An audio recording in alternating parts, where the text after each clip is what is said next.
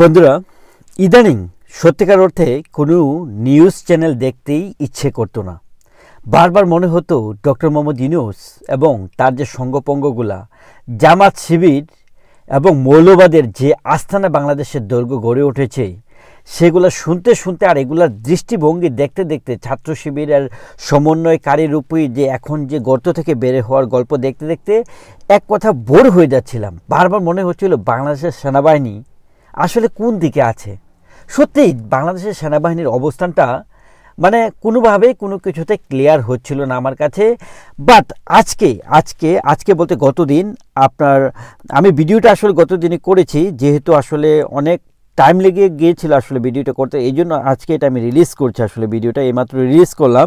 So যে বিষয়টা আসলে রয়টার্সের দেওয়া বাংলাদেশের সেনা প্রধান ওয়াকারুজ্জামানের যখন নিউজটা শুনলাম যে সে রয়টার্সের কাছে একটা ইন্টারভিউ দিয়েছে, সেই ইন্টারভিউটা মানে আমি খুব বারবার পড়লাম, বোঝার চেষ্টা করলাম এবং সেই ইন্টারভিউ থেকে মেইন যে পয়েন্ট, দুইটা তিনটা মেইন পয়েন্ট আমি পিক করলাম, যেটা দিয়ে আজকে আমি আপনাদের সেনাবাহিনীর যে অবস্থানটা, আমি এই বিষয়টা অনেকভাবে গ্যাস করছিলাম, চিন্তা করছিলাম, কিন্তু একটি দুটি ক্লিয়ার মেসেজ দিয়ে দিয়েছে, যেটা কিনা আসলে একটি বিগ মেসেজ বাংলাদেশের টার্নিং পয়েন্টের জন্য।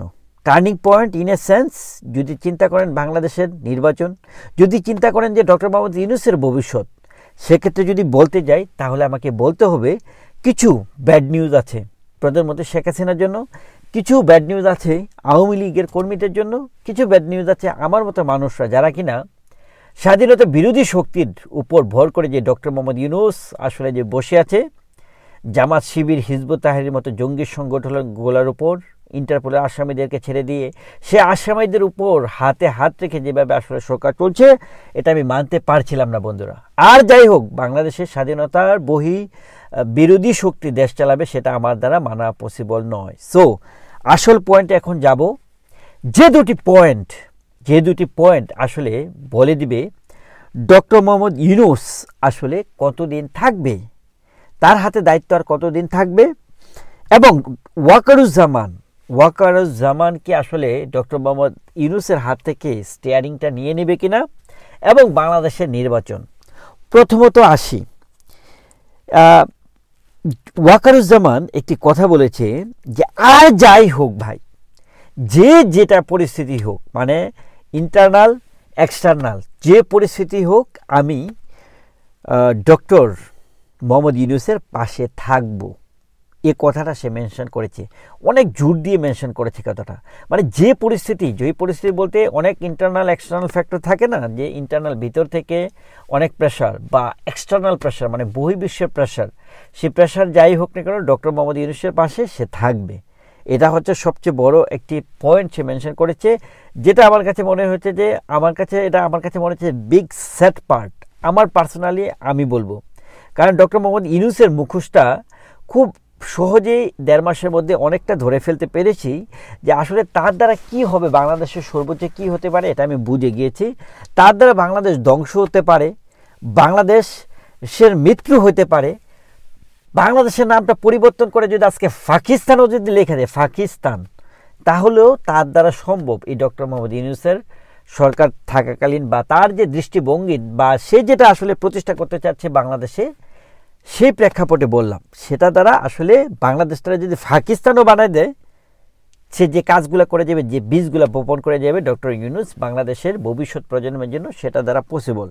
দ্বিতীয়ত যে প্লাস পয়েন্ট বা পজিটিভ যে পয়েন্টটা আমি পেলাম, সেটা হচ্ছে যে সে জোর দিয়ে বলেছে যে আপনি যদি আমাকে জিজ্ঞেস করুন, তবে আমি বলবো 1 থেকে 1.5 বছরের মধ্যেই গণতান্ত্রিক উপায়ে রাষ্ট্রকে তার দায়িত্ব অন্যের হাতে তুলে দিতে হবে। মানে মোট কথা হচ্ছে যে 1 থেকে 1.5 বছর সংস্কারের ভিতর দিয়ে, এমন না যে সংস্কার করে তারপরে আপনি 1 থেকে 1.5 বছর নেবেন, তা না। মানে সংস্কারের ভিতর দিয়ে within the frame of reformation, যে কোনো কিছু আমি রিফরমেশন করেন না কেন, within the time frame of 1.5 year, 1 year to 1.5 years।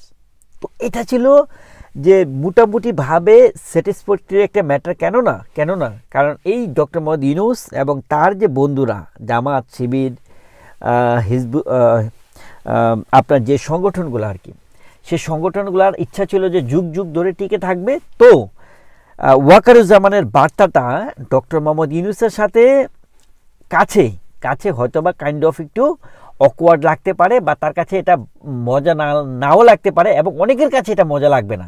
যেমন জামায়াতের কাছে এটা মজা লাগবে না, এবং কিছু যে ছাত্র শিবির রূপী সমন্বয়কারী জামাত ইসলামের কাছে এটা মজা লাগবে না। এটা মজা লাগার বিষয় নয় যে 1 থেকে 1.5 বছরের কথা বলেছে। সো এটা ছিল যে একটু আশা জায়গা নেওয়ার মতো একটি লাইন আমার কাছে মনে হয়েছে।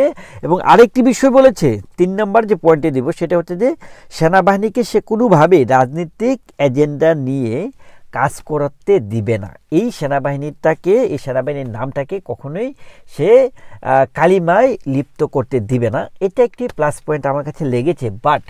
বাট এত কিছু যে হয়ে গেল, যে সমন্বয়কারী রূপী ছাত্র শিবির ইন্টারনালি ভুয়া কোটা আন্দোলনকে যেভাবে আসলে সরকার পতনের দিকে রূপ দিল, এই সমন্বয়কারীরা ছাত্র শিবিররা যখন আসলে ডক্টর মোহাম্মদ ইউনূসের পাশে থাকবে, যখন ডক্টর মোহাম্মদ ইউনূসকে ওয়াকারুজ্জামান সাপোর্ট করবে আপ টু দ্য এন্ড, মানে যে কোনো মূল্যেই হোক, এভাবে জোর দিয়ে বলেছে। সো এই বিষয়টা আমাকে খুবই ব্যথিত করেছে। যে কোনো মূল্যেই কাউকে সাপোর্ট করতে হবে বিষয়টা কিন্তু তা নয়। যে কোনো মূল্যেই যদি কাউকে সাপোর্ট করতে হয় তাহলে প্রধানমন্ত্রী শেখ হাসিনা কী দোষ করলো? যে কোনো মূল্যেই তো আপনি কাউকে সাপোর্ট করতে পারেন না। দেশের পরিস্থিতি খারাপ থাকার কারণে প্রধানমন্ত্রী শেখ হাসিনাকে বাংলাদেশ থেকে চলে যেতে হয়েছে, তাকে একটা বক্তৃতা পর্যন্ত আপনারা দিতে দেননি। আর যদি সেটাই হয় তাহলে কেন আজকে যে কোনো মূল্যেই কেন তার পক্ষে থাকতে হবে? যদি ভালোভাবে সে চালাতে পারে তার পাশে থাকুন, সে যদি ভালোভাবে না চালাতে পারে তার পাশে কেন থাকতে হবে? তো যে কোনো মূল্যে তার পাশে থাকার বিষয়টি আমার কাছে ব্যথিত করেছে, কমপ্লিটলি আমার কাছে মানে স্যাড পার্ট মনে হয়েছে। অন্যদিকে 1 থেকে 1.5 বছরের মধ্যে যে ভোটের ব্যবস্থা করতে হবে, গণতান্ত্রিক ওয়েতে দায়িত্ব অর্পণ করতে হবে অন্যদের হাতে, এই বিষয়টা ভালো লেগেছে। বন্ধুরা, এই বিষয়টা নিয়ে আমি আরও কাজ করতে চাই, এই বিষয়টা নিয়ে আমি আরও কাজ করব। এই যে সেনাবাহিনী আসলে কিভাবে আসলে জিনিসগুলোকে দেখছে, সেটা আমার কাছে সবচেয়ে প্রায়োরিটির ম্যাটার। বাংলাদেশে কি হচ্ছে, কারে মারছে, কে আসছে, সমন্বয়কারী আসছে, ছাত্র শিবির আসছে, ডক্টর মোহাম্মদ কী করছে না করছে, কে লোন দিচ্ছে কে দিচ্ছে না, এগুলো আসলে একটু ফালতু ব্যাপার। সেনাবাহিনীর বিষয়বস্তুগুলোকে যদি আপনি বুঝতে পারেন তাহলে আপনার বাংলাদেশের বর্তমান প্রেক্ষাপটটাকে বুঝতে পারবেন। ফাইনালি আপনাদেরকে বলে দিতে চাই, ডক্টর মোহাম্মদ ইউনূস, তাকে শেষ পর্যন্ত আর সরানো যাবে না। সেনাবাহিনী বিশেষ দায়িত্ব নিয়ে ম্যাজিস্ট্রেসি পাওয়ার নিয়েই থাকবে, পুলিশ প্রশাসনের কোনো হস্তক্ষেপ হবে না, এটাও নিশ্চিত। সেনাবাহিনী মানে নিজের পজিশনটাকে স্ট্রংলি থাকবে, কিন্তু ডক্টর মোহাম্মদ ইউনূসের হাত থেকে পজিশন যাচ্ছে না যতক্ষণ পর্যন্ত নির্বাচন না হয়। এটি হচ্ছে যে আলটিমেট মেসেজ, যে মেসেজটা কিনা রয়টারের কে দিয়েছে আসলে গতদিন ইন্টারভিউতে আসলে ওয়াকারুজ্জামান দিয়েছে। বন্ধুরা, বিষয়টিকে আপনাদের কাছে কেমন মনে হচ্ছে? যে 3টা মেন পয়েন্ট দিলাম সেগুলো নিয়ে আসলে কমেন্টস করবেন, যে 1 থেকে 1.5 বছর এবং যে কোনো মূল্যেই কেন তার পাশে থাকতে হবে।